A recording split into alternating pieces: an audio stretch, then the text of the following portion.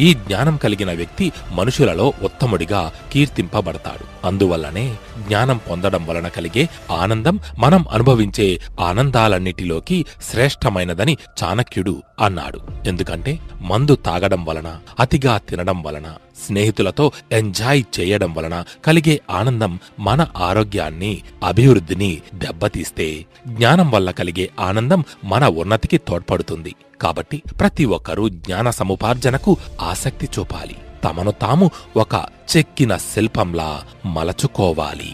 Number 6. మన ఇంటికి విచ్చేసిన అతిథిని అత్యంత గౌరవంగా చూసుకోవాలన్న విషయాన్ని మనం ఎప్పుడూ గుర్తుపెట్టుకోవాలి.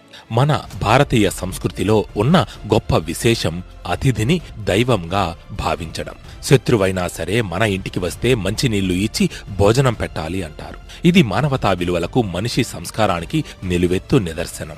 మన పురాణాలలో ఒక